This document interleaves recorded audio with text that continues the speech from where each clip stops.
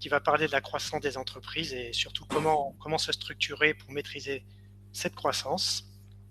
Donc nous attendons les derniers inscrits qui vont arriver sous peu. Donc ce webinaire, pour se faire ce webinaire, nous avons sollicité un de nos adhérents, la société ACDC Partners, que je remercie beaucoup d'avoir accepté d'intervenir. ACDC Partners se présentera dans une seconde partie de ce webinaire, mais ils ont une bonne maîtrise aujourd'hui des entreprises qui sont en forte croissance et comment les accompagner au mieux pour maîtriser ce développement. Alors, en quelques mots, je vais commencer par vous présenter le pôle Alpha RLH. Alors, un certain nombre d'acteurs connaissent en l'occurrence. Ah, je suis mon David, je n'arrive pas à faire défiler. Voilà, très bien. Donc, personnellement, pour ceux qui ne me connaissent pas, je suis Olivier Giret, directeur projet et innovation du pôle Alpha RLH. Et seront à mes côtés aujourd'hui donc David Corsero, qui est le président fondateur du cabinet ACDC Partners, et son collègue Sylvain Barillet, qui représente la structure au niveau du Sud-Ouest. Voilà. Alors David, ouais, je vais te demander de passer, parce que j'arrive pas à le faire. Alors, pourquoi on a décidé d'organiser un webinaire sur cette thématique aujourd'hui des entreprises en croissance et notamment en forte croissance? C'est parce qu'au pôle Alpha RLH, on a quand même un grand nombre d'entreprises sur les deep tech et qu'aujourd'hui, même si dans un contexte incertain, il y a évidemment des entreprises qui sont en difficulté, les nôtres au pôle Alpha RLH sont souvent aujourd'hui sur des marchés à fort potentiel. Et donc des marchés mondiaux, la plupart. Aujourd'hui, il faut savoir, il faut grossir vite et savoir vendre très vite à l'international. Donc ça nécessite des moyens importants. Et derrière, on connaît la solitude du chef d'entreprise lorsqu'il pilote notamment une TPE ou une PME. Et du coup, lui donner quelques aides aujourd'hui sur la façon de procéder nous paraissait être une bonne idée. Notamment quels indicateurs il faut mettre en place pour maîtriser sa croissance, comment anticiper pour prendre les bonnes décisions.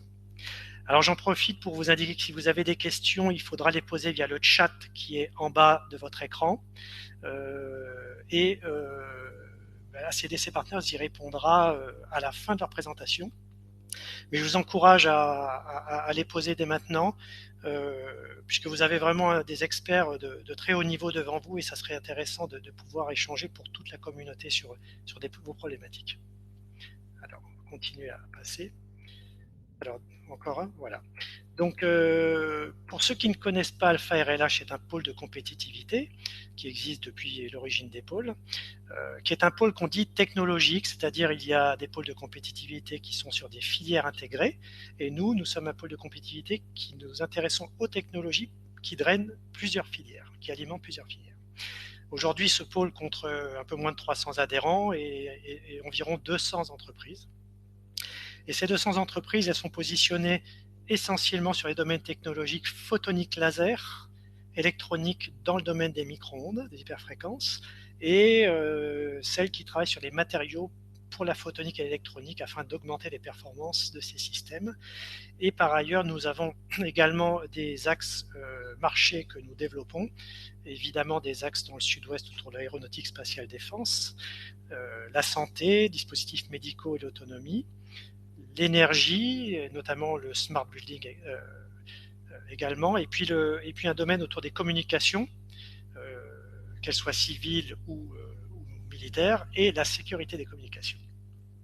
Donc notre ADN est très technologique et la plupart des entreprises du pôle sont souvent créées par des ingénieurs ou par des docteurs, et donc qui ont des compétences scientifiques de très haut niveau et qui parfois peuvent faire accompagner par des acteurs qui maîtrisent mieux tout ce qui est financier et croissance des entreprises. Alors un pôle de compétitivité, c'est aussi un territoire. Hein. Nous, c'est la Nouvelle-Aquitaine au niveau d'Alpha RLH, qui est notre territoire de jeu, sachant qu'on a quand même 25% de nos adhérents qui sont hors région Nouvelle-Aquitaine aujourd'hui. Donc avec le siège d'Alpha RLH, c'est Bordeaux, un gros site à Limoges, et puis 2 antennes à La Rochelle et à Pau. Voilà. David, si tu peux avancer. Alors, donc je vais maintenant donner la parole à CDC Partners, qui va aujourd'hui vous indiquer quelques éléments, donner quelques éléments sur la croissance des entreprises. Alors, qu'est-ce qu'on appelle la croissance des entreprises en soi? Parce qu'on peut distinguer différents types de croissance et elles se gèrent, elles s'administrent de manière différente. Et lorsqu'on a des fortes croissances, pourquoi c'est important de la piloter et de la piloter au plus près avec quels outils? Donc, David, je vais te laisser la parole pour faire la présentation. Nous sommes tout oui. Parfait, merci beaucoup. Merci de votre invitation. Je remercie également Sylvain qui a préparé cette présentation et qui est notre bordelais du cabinet. N'hésitez pas à le solliciter. Donc juste pour nous présenter, savoir un petit peu qui nous sommes. Nous, on est un cabinet de conseil vraiment orienté sur les PME ETI. On finit notre 9e année d'existence. On a un positionnement qu'on a construit au fil des années qui est très particulier. On intervient dans 2 contextes. Un contexte d'entreprise en forte croissance et on fait également des entreprises qui sont en difficulté. Ce qui est intéressant puisque les deux se nourrissent en fait. Et donc ça fait un retour d'expérience qui nous aide à mieux faire notre métier, en tout cas on l'espère. Ensuite, donc ça c'est notre contexte d'intervention. Ensuite, on a un positionnement que l'on a bien réfléchi, enfin en tout cas on a essayé.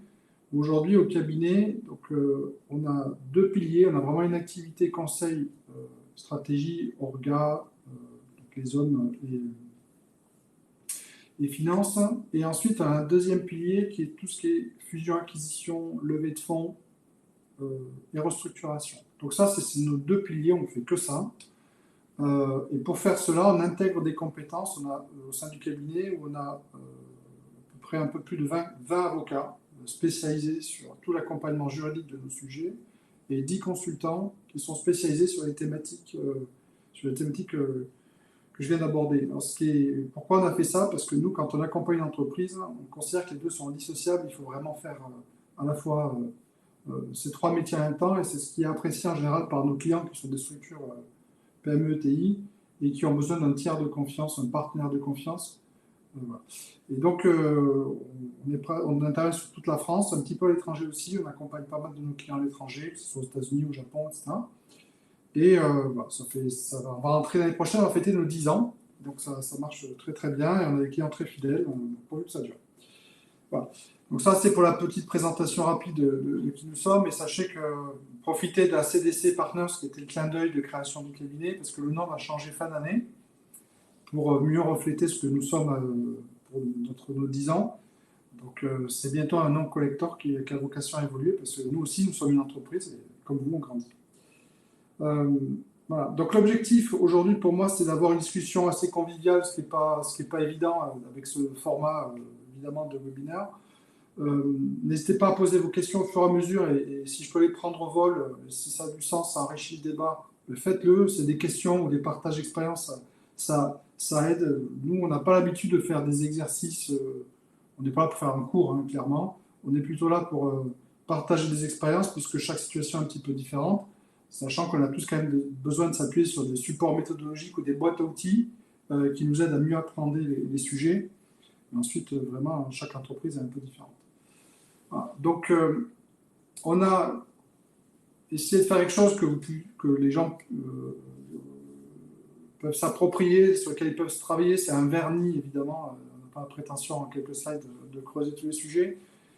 Donc déjà, on va faire un premier step sur c'est quoi la croissance, parce qu'on va s'apercevoir qu'il y a plusieurs typologies de croissance. Hein. Donc je crois que certains d'entre vous sont déjà bien aguerris, hein, si j'ai compris. Donc, on va essayer. Il y a aussi des gens qui ont besoin d'avoir cet éclairage, on pourra le faire très rapidement.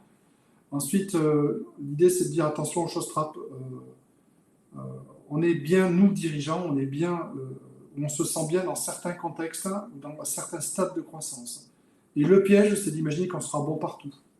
Et l'expérience montre qu'on est bon dans certains contextes, dans certaines conditions, dans certaines situations, et on est assez moyen sur le reste. Et quand on veut faire développer une entreprise, on ne peut pas se permettre d'être moyen. Donc le piège, ça serait de manquer un peu d'humilité là-dessus et de ne pas en avoir conscience. Donc ça, on va y revenir là-dessus. Ensuite, on a essayé à réfléchir à donner quelques clés, des incontournables, de qu'est-ce qu'il faut piloter, comment on pilote. Et ça paraît quelque chose d'assez évident pour nous aujourd'hui qui faisons ça depuis maintenant bien longtemps. Mais en fait, on s'aperçoit que les entreprises françaises en particulier sont assez mal équipées sur ces sujets, puisqu'on est très bon techniquement, on est assez nul commercialement souvent, et en gestion, c'est pas terrible.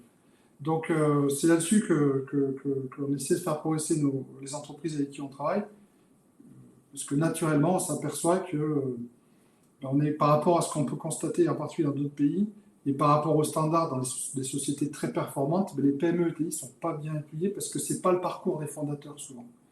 Donc ça, c'est intéressant qu'on revienne dessus. Voilà. Et ensuite, peut-être une dernière slide pour dire le parcours et quels outils et routines à mettre en place. Alors, routine, je sais que c'est un terme qui n'est pas très sexy, mais quand on pilote une entreprise, il faut que les choses... il y a un espace de liberté qui est très large, mais il y a aussi des choses qui sont très réglées, avec du rythme, et le rythme est essentiel. Donc on reviendra sur les outils de rythme. Voilà. Donc, vous voyez, c'est un sujet qui est extrêmement large, on peut dire beaucoup de choses. Moi, j'adore en parler, je vais essayer de pas trop me disperser. Et n'hésitez pas, encore une fois, à poser vos questions.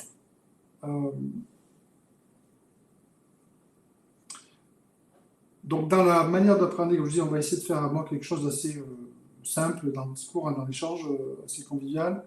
Et je vais essayer de vous donner des exemples et pas être très théorique sur le sujet, même si on donne des billes.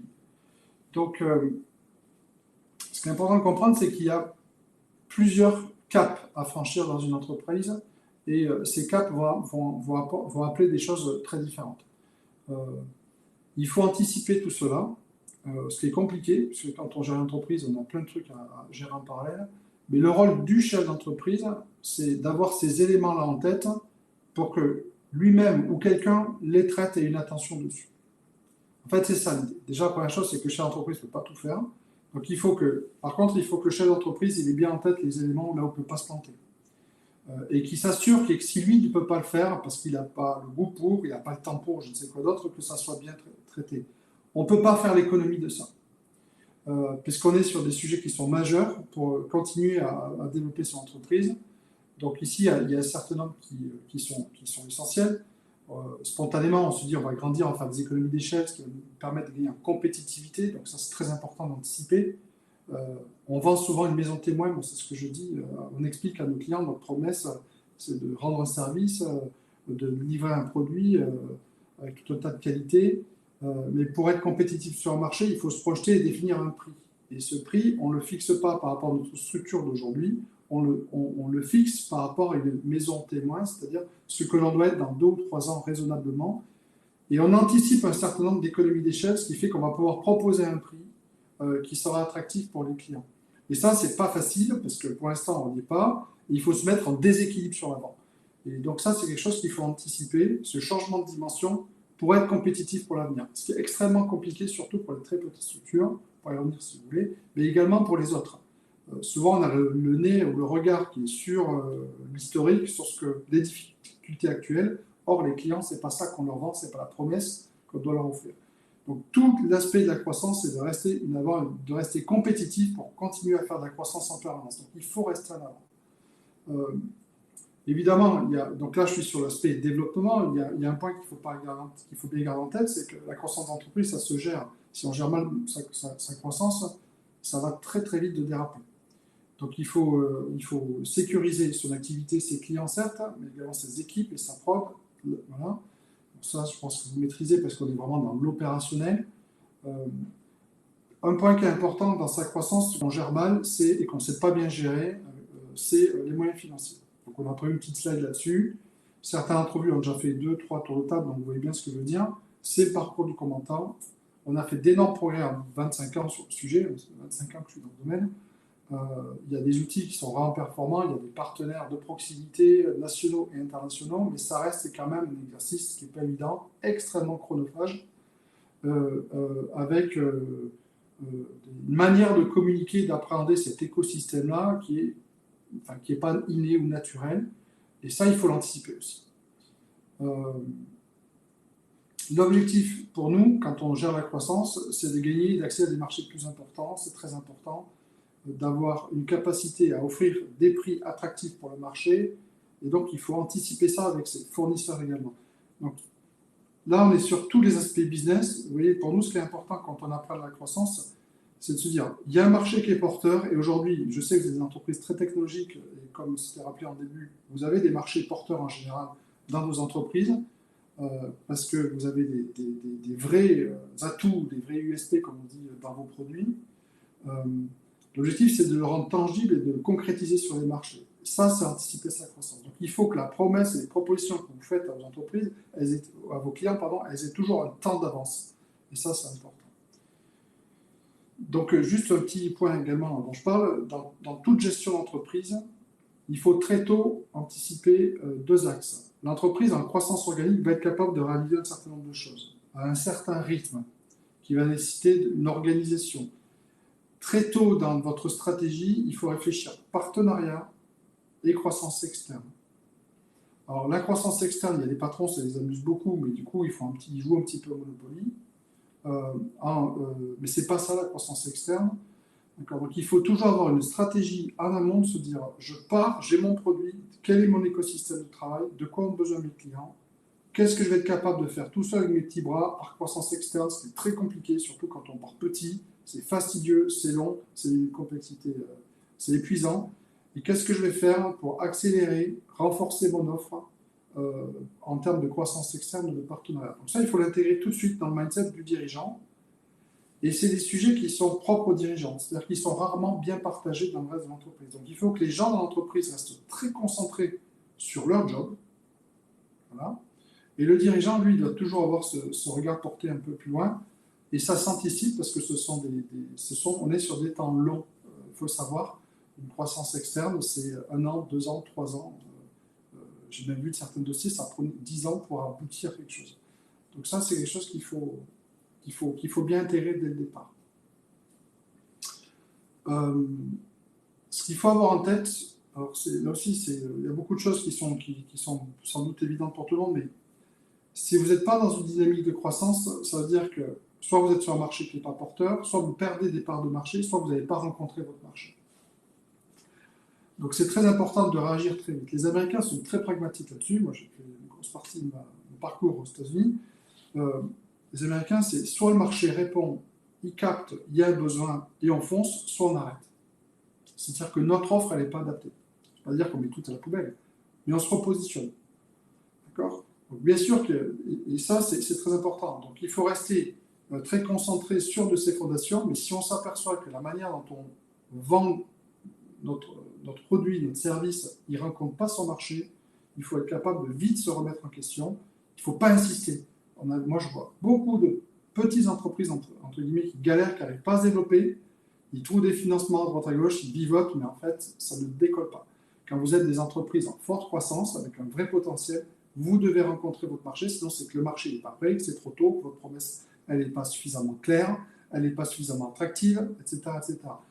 Donc si vous sentez que quand vous vous lancez, que vous allez à la rencontre du marché et que ça ne mord pas, il faut très vite réagir, il ne faut pas attendre.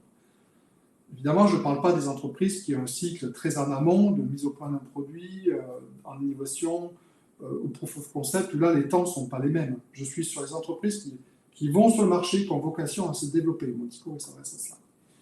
Et les entreprises qui fonctionnent bien, c'est les entreprises qui font une croissance à 2 chiffres. Et même nous, on a l'habitude à dire, quand on part petit, c'est facile de faire des pourcentages. Donc, c'est au moins 20% de croissance par an. Si vous n'êtes pas là-dessus, c'est ça doit vous alerter. Il y a un petit flag qui s'allume en disant, mais comment ça se fait que je ne fais pas 20 ? Et tout ça, c'est une dynamique positive, parce que ça veut dire que vous rencontrez votre marché, vous avez du business, vous êtes en confiance, vous allez trouver des financements parce que vous avez des contrats, vous avez une histoire à raconter, donc l'attractivité pour tout le monde, votre écosystème, vos fournisseurs et les gens que vous voulez rentrer dans la boîte, tout ça c'est lié.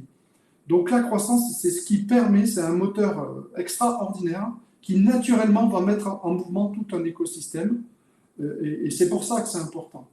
Il y a des fois chez l'entreprise, on dit oui, mais la croissance, on ne bassiner que ça toute la journée, c'est pas important, small is beautiful, etc. On met ça par cœur. Oui, l'objectif, c'est pas de dire je veux être énorme ou je veux avoir j'ai des ambitions totalement démesurées. C'est de se dire que c'est nécessaire d'être en mouvement et d'avancer vite parce que ça veut dire que vous êtes pertinent. Donc ça, c'est très important de l'avoir en tête. Très rapidement, il y a 2 slides que l'on a essayé de vous mettre ici, qu'on a pris à des universités ou des gros cabinets qui ont tenté de faire ce genre de choses. Voilà. Ce qui est important, c'est que dans les boîtes, en général, il y a un fondateur. Le fondateur, il a une idée, il y croit, il a un bon estomac, il met quelques sous de côté et il lance son idée. Et là, vous allez trouver des gens qui vont travailler énormément, qui vont convaincre, qui vont emballer. Voilà. Donc là, on est vraiment sur petites équipes, on maîtrise tout, le chef d'entreprise a tout dans la tête, on est vraiment dans de l'émotion, on est ensemble sur un projet, sur une aventure. Ce stade, il existe, vous l'avez tous à peu près vécu, mais il ne dure pas. Il ne peut pas durer. Et il y a des chefs d'entreprise qui s'éclatent, qui se sentent bien dans cet environnement, ils se trouvent vraiment bien, ils sont en proximité avec les gens, ils disent mais c'est ça ma culture. Ah, je sors par exemple d'un grand groupe et chez nous c'est bien parce qu'il y a ce lien, il y a ce ciment entre nous qui est hyper puissant, etc. Oui, mais demain ça ne va pas être comme ça. Et ça va vite pas être comme ça. Parce que vous allez rentrer des gens, ce ciment va pas avoir le temps il va mettre du temps à se créer. Il y a des bons recrutements, il y a des recrutements moyens, il y a des mauvais recrutements, etc. Donc ça, c'est pas bon. Donc ce qui est très important, c'est de se dire, je redis un petit peu ce que je disais tout à l'heure, il faut bien se connaître et bien se positionner. Donc là-dessus, une question que vous devez vous poser, c'est où est-ce que j'en suis? Où est-ce que j'en suis? Et c'est pas simple la question. Pourquoi? Est-ce qu'aujourd'hui, vous êtes seul et vous décidez tout et c'est facile d'embarquer, vous allez boire le coup avec les gens, c'est sympa, c'est une petite famille, quoi, ça fonctionne bien. Est-ce qu'aujourd'hui, vous avez continué à grossir, mais vous réussissez encore à tout centraliser? Pourquoi? Parce que vous avez une taille qui est gérable, donc vous arrivez à faire de la technique, gérer les équipes, voir les clients, etc. Mais ça ne dure pas. Et là, vous avez un problème, c'est que si vous ne rendez pas les gens autonomes, ça ne fonctionne pas. Et là, ensuite, qu'est-ce que mécaniquement vous devez faire? Vous devez anticiper quelque chose de très compliqué pour un chef d'entreprise qui a franchi toutes ces étapes. Je parle du gars qui a créé. C'est qu'il faut qu'il apprenne à déléguer. Alors ça, c'est tarte à la crème, encore une fois, mais c'est extrêmement compliqué. Quel est mon rôle à moi, chef d'entreprise? Est-ce que je me focus sur le développement du business maintenant, la relation avec les partenaires, la croissance externe, parce que le business va driver tout le reste?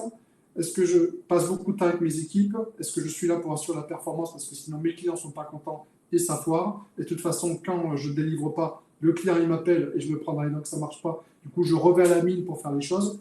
Cette transition, elle est très compliquée. Et en fonction de la taille de la boîte, il y a des boîtes qui n'ont pas le luxe, qui doivent gérer cette transition. Mais si on veut grossir, c'est indispensable de très, très bien l'appréhender. Donc là aussi, quelque chose, un poncif, j'en ai bien conscience. Très tôt, se poser la question, est-ce que les personnes que j'ai autour de moi, ce sont les bonnes personnes pour demain? Et anticiper ce que j'aurai besoin pour demain. Et là, il faut gérer cette transition en termes de management. Ensuite, les entreprises, elles grossissent et il y a un travers à chaque fois, c'est qu'on s'entoure et mécaniquement, on rentre dans une problématique on est dans des normes, donc il y a des procédures, on a des gens extrêmement techniques et on va rentrer dans une crise de la bureaucratie qui est insupportable dans les entreprises et qui freine la croissance des entreprises. Donc ça, le chef d'entreprise, il doit y être vigilant, de se dire, je me staffe, je mets des managers autour de moi, mais tout le monde doit exister dans l'entreprise, tout le monde doit se sentir valorisé, et tout le monde veut faire valoir son travail. Et là, c'est le piège. Le piège, c'est qu'on s'aperçoit qu'ensuite, il y a des fonctions où on est plus dans la valorisation interne de ce que je fais que dans le focus de quel est le juste nécessaire pour faire mon business et satisfaire mon client. Et ça, c'est extraordinaire de voir à quel point l'entreprise, sans s'en rendre compte, elle rentre là-dedans. Donc ça, il faut continuer ça, il faut bien l'appréhender. Bon, je le dis parce que vous avez des stades de maturité très différents au sein des participants aujourd'hui, et que vous arriviez à vous dire, ça me titille, il y a peut-être un truc à creuser là-dessus. Et ensuite, vous allez complexifier vos organisations. Mécaniquement, vous allez aller vers des schémas d'organisation matriciels. D'accord? Donc, il y a 20 ans, la matrice, c'était quelque chose de très disruptif. Maintenant, c'est normal de l'avoir, mais ça reste aussi compliqué à gérer qu'avant. Et là-dessus, il faut avoir des outils très spécifiques pour être capable de gérer cette matrice, gérer cette taille, tout en restant hyper agile et flexible. Donc ça, on voit bien à quel point c'est compliqué. Et chaque entreprise doit se positionner et va passer d'une étape à l'autre à des vitesses très, très différentes. Et le cœur du métier du dirigeant, c'est d'abord d'avoir un produit qui marche, de convaincre sur sa techno, de fabriquer, de délivrer et gagner du pognon, accessoirement. Et pour ça, il faut qu'il recrute, etc. Donc on voit tout ce qui se bouscule dans la tête d'un dirigeant. Et nous, à chaque fois, quand on se pose sur ces sujets, déjà, le dirigeant, ça lui fait du bien. Et on va voir pourquoi ça lui fait du bien d'en parler, de se poser 5 minutes sur le sujet. Dans les slides d'après. Une autre slide qui nous semble intéressante de vous partager, que sans doute certains d'entre vous maîtrisent bien, d'autres moins, c'est aujourd'hui, je vous disais, le système de financement des entreprises, il est assez complexe. Il y a une jargonie dans le métier. Ici, je ne vais pas rentrer dans le détail, mais on voit les différents stades de développement de l'entreprise et vous voyez les différentes natures de fonds que vous pouvez solliciter. Et ça, c'est important que vous l'ayez en tête. Alors, on pourrait descendre beaucoup plus finement. Mais il faut que vous sachiez, vous, où est-ce que vous en êtes. Nous, il y a beaucoup d'entreprises qui nous appellent et disent, moi, aujourd'hui, j'ai pas de business, le marché, il est là, j'ai le produit, j'ai besoin d'1 million, 1,5 million d'euros, parce qu'au moins, je vais attaquer mon marché plein fer. Aide-moi à trouver 1 million d'euros, 1,5 million d'euros. Une discussion il y a 2 jours. Je discute avec le gars passionné, convaincu de son business, il n'y a pas de souci, tout ça. J'ai dit, mais t'as quoi comme chiffre d'affaires aujourd'hui? On est en France. D'accord? On est en France, c'est-à-dire qu'on n'a pas beaucoup aujourd'hui de gens qui vont vous prêter beaucoup d'argent sans que vous ayez déjà du chiffre d'affaires, un carnet de commande, de la rentabilité. Donc il faut bien se connaître. Et là, il faut dire aux dirigeants, ça va être compliqué, ne rêve pas, ça va être compliqué d'aller chercher ça. Il va falloir y aller étape par étape. Et ça, il faut l'anticiper, parce qu'à chaque étape, il y a une dilution capitale qui est extrêmement forte. Et donc ça, il faut, tant qu'on ne se l'est pas pris dans la figure, donc on l'appréhende mal, et on rêve un peu, on passe beaucoup de temps, et en fait, le chef d'entreprise, ce n'est pas son job de faire ça. Son chef d'entreprise, son job, c'est de faire vivre l'entreprise. Donc soit il est là pour lever des fonds, financer son entreprise, et c'est son job, et c'est important, soit il est là pour développer son entreprise, ses produits, ses services, et s'occuper de ses clients et de ses collaborateurs. Donc ça, ici, c'était juste une petite slide un peu pense-bête, à avoir en tête, avec les différents outils qui sont à votre disposition, avec des acteurs très différents, locaux, régionaux, nationaux, internationaux. Si vous avez des questions, n'hésitez pas. Oui, les planches seront diffusées, j'aurai des questions à côté à la fin. Alors, pourquoi c'est important de piloter sa croissance? J'ai déjà donné quelques clés qui me semblent importantes, mais là, pour moi, ce qui est important, c'est que dans un monde incertain au possible, même si on est dans un marché porteur, on est dans un monde incertain, il faut que le chef d'entreprise il ait quelques bases et qu'il se sente bien, en se disant, OK, il y a peu de choses que je maîtrise, mais je sais où je suis, et ça, c'est coché, je sais où je vais, je peux dormir la nuit. Parce qu'il faut quand même dormir un petit peu. Donc, et ça sert à ça d'apprendre et de se poser et de se projeter. En fait, les chefs d'entreprise sont souvent la tête dans le guidon, leurs interlocuteurs, ce sont souvent des opérationnels compétents, mais qui les sollicitent sur des sujets très opérationnels. Ils se prennent toute la bobologie dans la figure, et quand ils arrivent le soir, c'est dur, ou tôt le matin. Or, il faut que le chef d'entreprise, il doit avoir un cap très clair et donner confiance dans ce cap. C'est lui le roc. C'est lui qui porte ça, entouré d'une équipe, et qui doit donner confiance. Donc, ça veut dire que lui-même, déjà, doit être convaincu. Donc ça, c'est très important de le comprendre. Un chef d'entreprise, on en voit qui veulent tout contrôler. Ce n'est pas possible de contrôler. Il y a énormément de choses que vous ne contrôlez pas. Donc c'est important de bien mesurer tout ça, d'avoir connaissance de où est-ce que vous allez être, de voir votre écosystème, de se mettre à 10 000 mètres d'altitude, de regarder où est-ce que vous en êtes précisément pour anticiper tous ces sujets. Et on voit, après on vous met une checklist, hein, vous avez des choses, on en parle après, mais c'est très important. Pour moi, les travers principaux que je vois, c'est que les chefs d'entreprise, ils sont nés dans le guidon, ils ne voient pas les opportunités business. Souvent, ils ne voient pas leurs clients, ils ne voient pas leurs prospects. Quand je pose la question aux chefs d'entreprise, mais c'est quand la dernière fois que vous avez vu un prospect ou un client, combien de temps vous avez vu avec eux, non pas pour travailler sur le développement d'un produit, mais pour développer votre business, on est assez surpris de la réponse. Assez surpris. Donc ça, c'est un point qui est important. Le client, c'est le développement commercial, c'est majeur. Un point qui est important aussi, c'est quand on crée une entreprise, ou même quand on gère une entreprise, on aime bien en France dire il y a un point A, il y a un point B. Donc, je sais où je suis, et j'ai un point B, et je vais tracer une feuille de route pour arriver à mon point B. Moi, aujourd'hui, mon expérience, c'est que je dis il faut un tunnel de développement. C'est-à-dire qu'il faut être très clair dans quel tunnel je veux aller, parce qu'on ne maîtrise pas tout, comme je disais. On va avoir des opportunités, il faut savoir les saisir. Par contre, donc on a une trajectoire, et il faut s'assurer que je reste toujours dans ce tunnel, d'accord, pour y aller. Sachant qu'une entreprise, ces courbes-là qu'on a vues tout à l'heure, elles ne représentent pas la vraie vie du chef d'entreprise. Moi, je ne connais pas un chef d'entreprise qui a une courbe linéaire comme ça. C'est une somme de sinusoïdes. Moi, dans la journée, j'ai des hauts et des bas tous les jours, dans la même journée. Aujourd'hui ne sera pas comme demain. Donc, il faut cet ascenseur émotionnel-là. Il est très important que le chef d'entreprise il ait un cap, qu'il sache qu'il a un tunnel, que c'est normal qu'il ait ces ascenseurs émotionnels, et qu'il se raccroche toujours en disant mais c'est pas grave, parce que je suis dans ma trajectoire ou dans ma trajectoire de développement. Et si j'arrive pas exactement à B, mais que je suis là ou là, ça sera très bien. Et au contraire, il faut rester très flexible par rapport à ça. Donc souvent, il y a des chefs d'entreprise qui sont extrêmement structurés, rigoureux, ils ont un plan, et ils se disent je vais aller au point B. Non, il faut aller vers un nuage autour du point B. Donc ça, c'est très important. Et de se dire à chaque fois, toutes les décisions que je prends, est-ce que ça m'amène dans ce nuage-là? Est-ce que ça m'amène sur cette trajectoire? Oui, non. Et là, c'est faire des choix, prendre des décisions. Je fais pas. Donc ça, c'est important de l'avoir en tête. Un autre sujet qu'on apprend de super mal dans les entreprises, c'est qu'on travaille et on commence à gagner de l'argent à partir d'un certain niveau de saturation de mon outil industriel.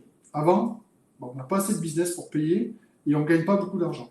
Et le chef d'entreprise, il se dit, je rentre du business, je commence à gagner de l'argent. Je respire, je rassure mes créanciers. Mais en fait, si à ce moment-là, seulement à ce moment-là, il réfléchit à l'étape d'après, c'est trop tard. S'agrandir, trouver une nouvelle usine, investir, c'est des délais qui sont longs. Et du coup, ces délais, ils peuvent prendre 12, 18, 24 mois. Trouver le lieu, le livraison des machines, l'installation, trouver le personnel. Donc du coup, on se retrouve avec des entreprises qui prennent un grand coup de frein dans la figure parce qu'ils n'ont pas pris un dessin. Et évidemment, naturellement, il y a ces entreprises qui disent mais attends, on ne va pas se voir plus beau que ce qu'on est, on va déjà faire ça, et si on arrive là, on sera bien. C'est vrai, mais si vous faites ça, vous êtes dans une gestion un peu à la papa, un peu traditionnelle, bon père de famille, si je ne veux pas être négatif, mais il faut l'avoir en tête, qui sera à un moment donné un frein, et peut-être un frein très important à votre développement. Et si vous l'apprenez mal, vos concurrents vous l'apprendront. Parce qu'il ne faut pas croire qu'on est seul sur Terre. Je ne connais pas une entreprise, d'accord, qui a le produit magique, qui est le seul pour faire le truc. Ça n'existe pas. Nous, on a fait l'exercice plein de fois. On se dit, mais nous, il n'y a que nous qui savons faire ça. On a un truc extraordinaire. Bien sûr, c'est extraordinaire. Mais en fait, quand on regarde en France, il y en a plein.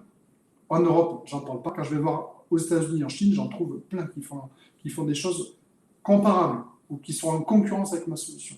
Donc la concurrence est très très forte, il faut être capable d'anticiper ça. Un piège, alors moi je suis un développeur dans l'âme, c'est mon ADN, développeur financier, c'est un peu mon ADN, c'est-à-dire que je développe pour gagner de l'argent, c'est comme ça que je regarde l'entreprise, et c'est mon prisme premier. Je dis il faut se connaître, vous également vous devez bien connaître ça, pour vous et vos collaborateurs. Il y a un point qui est important, c'est que quand on est chez l'entreprise, on veut rentrer du business et on est opportuniste. Il faut être opportuniste. C'est la base du business, être opportuniste. Il faut voir les opportunités, il faut aller les chercher, les provoquer, les saisir, mais il faut savoir dire non aussi. Donc ça, en fonction de votre stade de maturité, jeune, on n'a pas le luxe de refuser grand-chose, il faut être très lucide. Par contre, à bout d'un moment, il faut savoir dire, attends, ça va me faire perdre du temps. C'est pas là que je veux être présent, parce que ma création de valeur, elle n'est pas là, même si c'est intéressant. Je peux en prendre un de temps en temps parce que ça va me faire du bien, ça me fait rentrer un peu de cash, c'est de l'argent facile qui va permettre de me développer, mais attention de ne pas me disperser. On a la problématique première d'une entreprise, c'est ses ressources, c'est ses moyens. On manque tous de moyens. On manque de temps, on manque de gens compétents, de gens motivés. Donc, on court après la ressource. Donc, attention, comment on gère sa ressource. On a le sens, des fois, quand on est chef d'entreprise, on se projette, on se dit que tout le monde va mettre le même cœur à l'ouvrage, la même envie, la même intensité. Ce n'est pas vrai. Ce n'est pas vrai. Et je pense qu'en ce moment, on s'en rend particulièrement compte. Donc, il faut faire attention à bien faire des choix. Qu'est-ce que je prends, qu'est-ce que je ne prends pas. Voilà. Un autre point qui est quelquefois stupéfiant pour moi, c'est à quel point les gens se mettent dans la mouise tout seuls. À quel point ils ne maîtrisent pas leurs finances, à quel point ils ne savent pas où ils gagnent, où ils perdent de l'argent. Alors c'est tellement, c'est extraordinaire de se rendre compte à quel point on n'est pas outillé en outil de pilotage financier. Un expert comptable, ce n'est pas un contrôleur de gestion. Un expert comptable va prendre vos factures et les mettre au bon endroit. Il va dire voilà, à la fin, tu as dépensé telle nature de frais, telle nature de frais, telle nature de frais. Quand je compare à ce que tu as rentré, il te reste ça à la fin. Avec ça, vous pilotez rien ou presque. En termes de gestion, vous avez 10% d'informations pertinentes. Donc, c'est important d'avoir les bons outils de pilotage avec la bonne fréquence de production, d'accord, pour piloter son entreprise. Moi, je ne connais pas d'entreprise performante, d'accord, qui n'a pas des outils de pilotage hyper performants. Et les systèmes d'information, c'est la colonne vertébrale dans vos entreprises pour la croissance. Dans beaucoup d'entreprises, alors c'est fastidieux, c'est cher, on ne sait jamais quel système à prendre, on ne maîtrise pas l'outil. C'est une grosse lacune dans les entreprises. Votre système d'information, c'est la colonne vertébrale, le backbone de la boîte. Vous paramétrez bien, vous verrouillez, ça vous sort de vos états et vous pilotez factuellement les choses. En France, on ne factualise pas assez les choses. On est bien parler, on est bien ressentir. On dit, j'ai une conviction, j'ai une intuition, j'y vais, tac, on fait ça. Ça ne marche plus au bout d'un moment. Ça ne marche plus. Alors, est-ce qu'il faut avoir de la conviction, de l'intuition? Bien entendu. Sinon, je ne serais pas des chefs d'entreprise. Mais pour développer et piloter une entreprise, ça ne marche plus après. Il faut l'avoir en tête. Donc ça, gros warning là-dessus. Ce matin, avant d'être avec vous, j'étais avec une entreprise de 20 millions, d'accord, une vingtaine de millions. On l'accompagne depuis un certain nombre d'années. On a doublé la taille, on va passer à 40 millions. C'est le plan à 3 ans. C'est sur les rails, ça va se faire. J'en suis sûr. Aujourd'hui, elle n'est pas outillée. La boîte, elle n'est pas outillée. Donc, je dis, mais non, patron, ça suffit. Il faut s'en occuper de ces sujets. Voilà, donc c'est quelques risques. D'accord, évidemment, il y en a d'autres sur lesquels j'attire l'attention des chefs d'entreprise que vous êtes. Donc, il y a une question qui est intéressante, c'est évidemment quand on est chef d'entreprise, on a un milliard de trucs à faire et on n'a jamais le temps de tout faire. Qu'est-ce que je priorise? On va y arriver, on va vous donner quelques outils là-dessus. Cette slide, c'est une slide à 10 000 pieds, mais un patron, il doit être à 10 000 pieds, il doit être capable. C'est le seul qui a 10 000 pieds, j'insiste. Donc, moi, je ne suis pas quelqu'un hors sol, on est très dans l'opérationnel.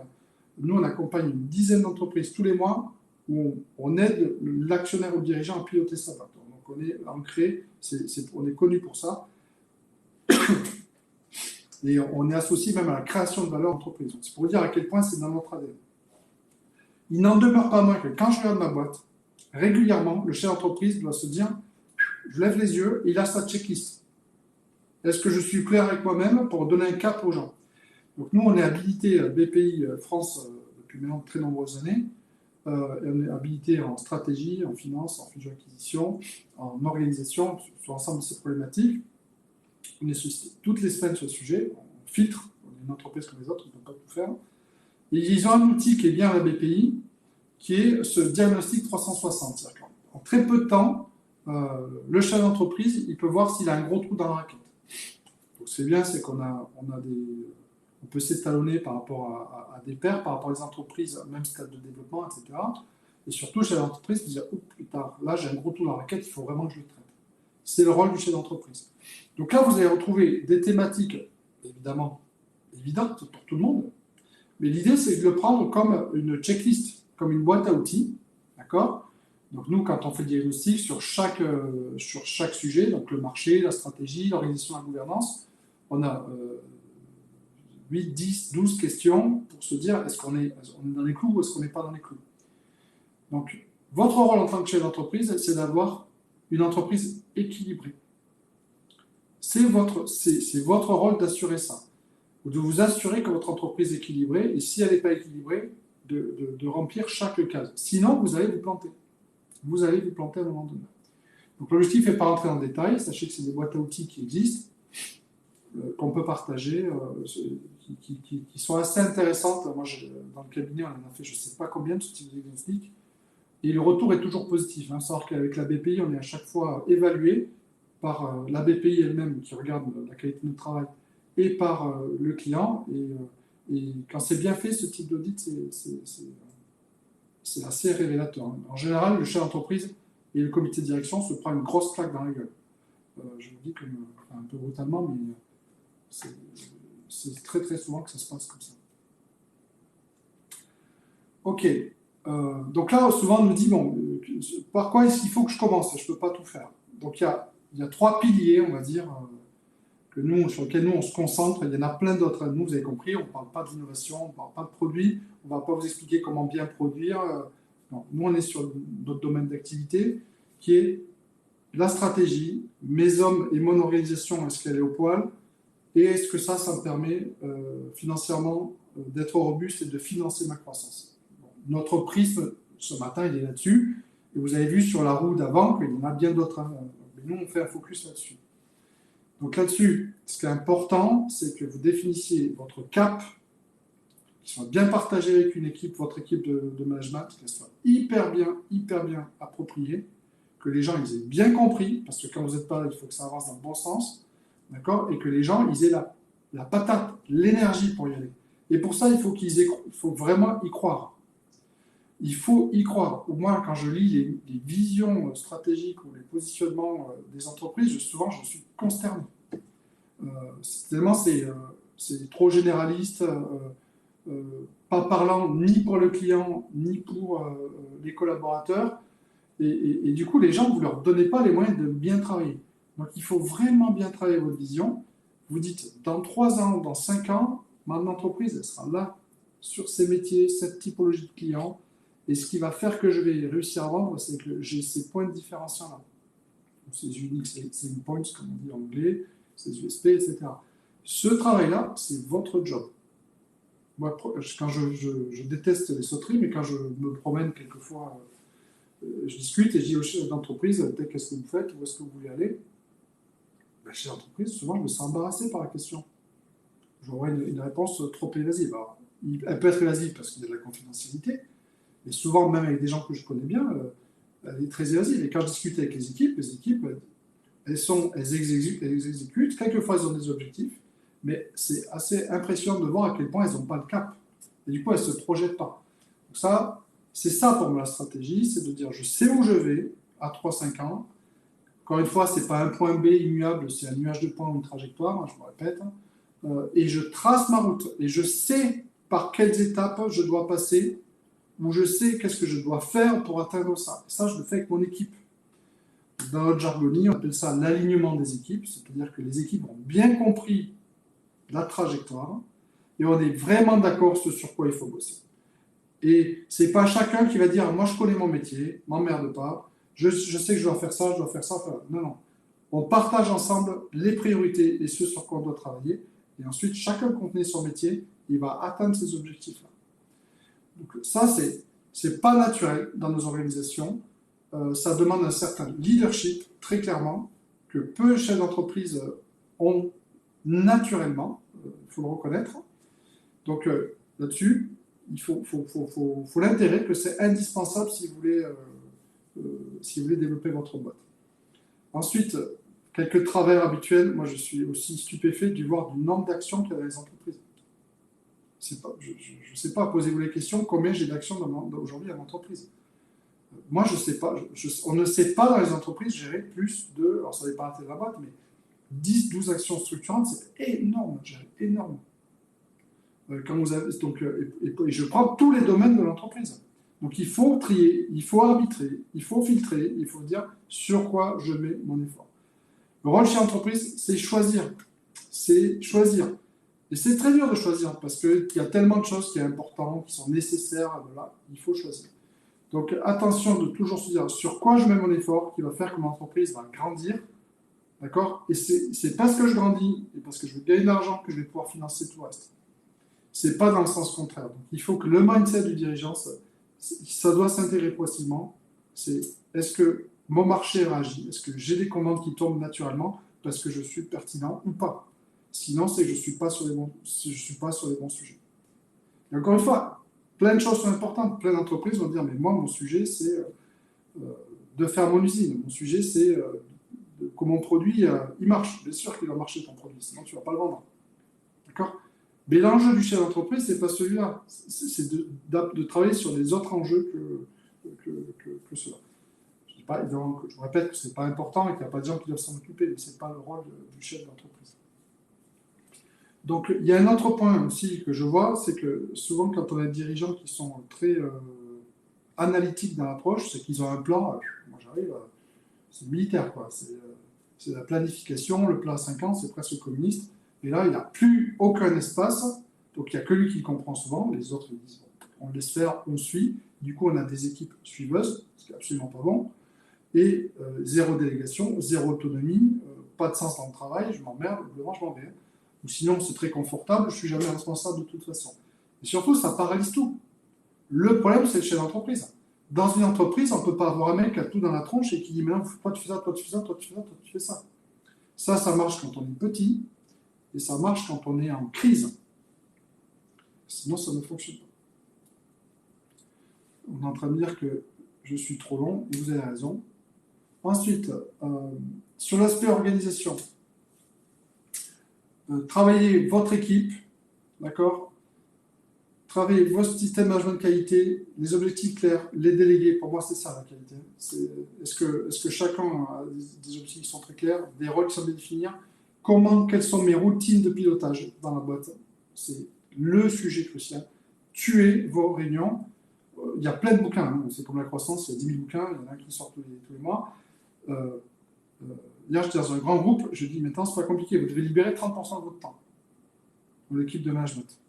Sinon, on va y rien faire. Si vous n'êtes pas capable de libérer 30% de votre temps pour vous occuper de ces sujets, c'est que vous êtes à côté de la plaque. Vous n'allez pas y arriver. Je vous le dis, vous n'allez pas y arriver. Donc, c'est très important d'avoir tout ça au clair, bien préparé. Donc, les règles de délégation, comment fluidifier l'information, c'est pas à travers une réunion que j'ai l'information, etc., etc. Et maîtriser le temps. Bon, là, je suis à bout, donc je vais accélérer, désolé. L'aspect financier, il est essentiel. Ici, un point que je peux insister, en France, on considère qu'on est un bon financier quand quoi? Quand on sort ses comptes, c'est vrai. Quand on fait un budget, là, on commence à être un champion du monde. Et dans les grands groupes, on mesure un écart par rapport au budget. Bon. Moi, ça ne me sert pas à grand-chose. Est-ce que c'est nécessaire? Oui, mais c'est comme se dire, j'ai besoin d'un produit où je dois savoir marcher. Ce qui est important, c'est de produire les indicateurs de pilotage hyper rapidement, d'accord? Juste, même s'ils sont imparfaits, on s'en fout, juste, suffisamment juste. Et surtout, de tous les mois, travailler sur, ok, j'ai fait un budget, mais ça, c'est une vue théorique, qu'est-ce que je vois pour les mois qui viennent? Et du coup, je suis tout le temps en projection sur l'avant, et j'actualise tous les mois mes mois futurs, donc mon atterrissage fin d'année, la prévision dans 18 mois. Et ça, c'est pas dans notre culture, dans notre ADN française. On fait un plan, on s'y tient. Voilà, super fort. Et on mesure l'écart par rapport au plan. Pour moi, une entreprise à croissance, c'est pas ça. C'est pas la vraie vie. On se remet en question, on se reprojette, on actualise notre situation tous les mois avec un petit comité et on se reprojette tous les mois. Et on se dit, est-ce que ça c'est crédible ou est-ce que ça c'est pas crédible? Donc ça, il y a toute une boîte à outils pour le faire. On n'a pas le temps de rentrer là-dessus. Et ça, J+5, si dans votre entreprise, vous ne sortez pas tous les indicateurs de pilotage et vos résultats financiers à J+5, vous avez un problème majeur. Les entreprises qui performent bien, c'est J+2, J+3. Les mauvaises, elles sont à J+5. Et si à J+8, vous n'avez pas fait ce travail, c'est 8 jours, ouais, de vous remettre en question en disant, voilà ce qui s'est passé le modèle, je me reprojette, ça ne marche pas. C'est que vous n'êtes pas sur les bons sujets. Vous êtes dans le rétroviseur. Et vos équipes doivent toujours vous éclairer, mais qu'est-ce qui m'attend demain? Et le reste à faire, ce n'est pas le budget, moi, ce que j'ai fait. Ça, c'est l'armée. Hein. Qu'est-ce qu'il me reste comme gasoil à cramer? Non. C'est qu'est-ce que je vois ce mois-ci de différents points pour motiver qui fait que dans les 12 mois qui viennent, ça sera différent. Là, David, si tu permets, c'est Olivier. C'est extrêmement passionnant. Et néanmoins, comme le webinaire va s'arrêter quand même dans pas trop longtemps, il y a des questions. Ouais. Comment tu vois les choses? Tu veux finir ta présentation ou répondre aux Ah, j'ai questions? fini. De toute façon, j'arrive au bout. Juste un point sur la finance. Sachez que c'est le nerf de la guerre, hein. Quoi qu'on en dise, la finance, on a tous des problèmes pour les investissements, pour recruter, pour anticiper. Et en France, dans les PME, c'est souvent le parent pauvre, surtout quand on n'a pas une culture. Les parents pauvres, souvent, c'est le commerce, la finance, paradoxalement, dans les entreprises. Et c'est pas parce que je recrute un DAF que le sujet de la finance est bien traité. Il faut trouver la personne qui est un financier très orienté business. Bon, voilà. Alors, ça permet de poser une question. Je ne vais pas faire dans l'ordre du coup, puisque tu es sur la partie financière. Il y a une question de Lionel Charpentier qui dit: quid de la protection d'une idée ou de l'API durant la phase de recherche de financement? Ça, c'est une question qu'on a très souvent. Euh, Mon expérience aujourd'hui, c'est que c'est de plus en plus en fonction des produits. C'est très compliqué à protéger. Tous les accords de confidentialité ont tous leurs limites. Euh, le meilleur moyen de conserver sa confidentialité, c'est que son produit il soit toujours en avance. Donc, je ne dis pas tout sur le produit. Je dis ce qu'il y a à dire. Et en fait, c'est comme dans le logiciel. Le pire, c'est le logiciel. On ne protège pas. On protège très mal. N'importe qui peut prendre le produit, essayer de le copier, etc. Donc la meilleure protection, c'est de toujours rester hyper innovant et toujours à l'avance et de dire le juste nécessaire. Ok. Il n'y a pas de clé magique pour protéger sa pays. C'est ni dans les contrats, ni dans le juridique qu'on se protège vraiment. Je ne dis pas qu'il ne faut pas le faire. Mais dès que vous faites un brevet, je ne vous apprends rien, vous donnez beaucoup d'informations. Il y a des entreprises qui arrêtent de poser des brevets. Or, on entend partout, il faut déposer des brevets, on ne pose pas assez de brevets en France, etc., etc. Oui, il faut le faire, mais vous le faites à partir du moment où vous maîtrisez tellement votre produit et vous savez que vous avez déjà le produit de demain. C'est ça la meilleure protection dans les entreprises que je vois. Ok, alors deux questions qui se rapprochent avec les problématiques du quotidien pour un patron. Pour faire un bon pilotage, quoi prioriser pour une start-up ou une PME industrielle? Et la question d'après qui ressemble, c'est quoi piloter quand on est une PME high-tech? Alors, les outils, alors là, on revient sur qu'est-ce qu'il faut piloter. En fait, on pilote son entreprise en fonction de plusieurs choses. Un, son stade de maturité. Vous l'avez vu, on ne va pas du tout piloter les mêmes choses en fonction du stade de maturité. Sinon, c'est la masturbation intellectuelle. Donc, en fonction du stade de maturité, il y a des indicateurs très simples au départ et qui vont se complexifier à mesure. Ok. Donc, ça, c'est la réponse générale. Ensuite, les indicateurs, ça dépend vraiment de la nature. Si vous avez un business, vous faites du service, du produit, vous avez un business où vous faites de la vente sur stock, où vous faites de la vente, de la production à la commande. Si vous avez un business où le facteur limitant, c'est l'homme, ou le facteur limitant, c'est la machine, l'outil industriel, à chaque fois, vous allez avoir des outils de mesure pour voir quels sont pour mesurer et anticiper votre charge capacité, c'est-à-dire l'adéquation entre votre capacité et votre charge future, qui vont être différenciés. Je dis ça, mais c'est extrêmement mal fait dans les entreprises. Posez-vous la question, quel est mon plan de charge, mon adéquation charge-capacité demain? Parce que ça, vous savez tous répondre à ça, si ce n'est qu'à dire mon outil est vide ou je ne sais pas quoi, je prends un truc précis. Donc ça, c'est mal fait. Après, il y a des indicateurs, en revanche, qui sont très communs. Il y a des boîtes à outils pour piloter l'effort commercial. Ça, oui. Pour mesurer l'efficacité commerciale. Ça, c'est un peu plus commun. Évidemment, il y a des subtilités en fonction de la nature du business. Mais là-dessus, il y a des boîtes à outils aujourd'hui qui sont bien robustes que vous pouvez réutiliser. Donc, en fait, aujourd'hui, il y a des boîtes à outils et en fonction de la boîte, on se dit, j'ai bien compris son business, je vais prendre ça, je vais prendre ça, je vais prendre ça. Pour aujourd'hui, c'est bien. Mais demain, ça ne suffira pas, je vais l'enrichir et ça, je vais l'enlever. Donc, il faut construire une boîte à outils, adapter à la situation, d'accord? Surtout pas prendre un truc générique, sinon vous êtes par défaut moyen, et en conscience, le faire évoluer. Donc ça, c'est très important. Sur une boîte high-tech en particulier, il y a peut-être des différenciations. Alors, je ne sais pas ce que ça veut dire high-tech. Est-ce que c'est high-tech, c'est dans le Alors, sens de vendre un produit high-tech? Je vends, c'est quoi? C'est une entreprise qui a vraiment un produit high-tech, c'est ça la question? ouais, c'est ça. C'est un produit vraiment différenciant qui amène voilà, quelque chose de différent sur le marché. Alors moi, ce que je peux constater là-dessus, c'est que les entreprises qui ont des super produits high-tech, bah, ils sont super bons sur le produit, Et en fait, là où ils doivent travailler, c'est sur tout le reste. C'est-à-dire, est-ce que j'ai la promesse qui est clairement définie? Est-ce que j'ai structuré ma boîte? Est-ce que j'ai le financement? Et est-ce que surtout, j'ai les contrats qui rentrent? Donc, paradoxalement, dans une boîte high-tech, je mets l'accent sur tous les indicateurs qui sont au-delà du produit, parce que le produit, naturellement, le chef d'entreprise, il a fait. C'est un super bon ingé, un super bon technicien, il a une super idée, il a mis un truc, il a mis quelque chose au point d'extraordinaire. En fait, il ne rencontre pas son marché. Donc, les indicateurs sur lesquels je mets l'accent dans une boîte qui est très high-tech, moi, c'est là où l'entreprise est mauvaise, en fait. Parce que c'est ça que je veux faire progresser.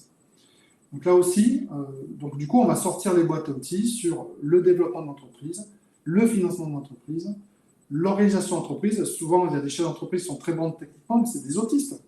D'accord? Ils ne savent pas mobiliser les gens, ils ne savent pas leur parler, c'est des communicants assez médiocres.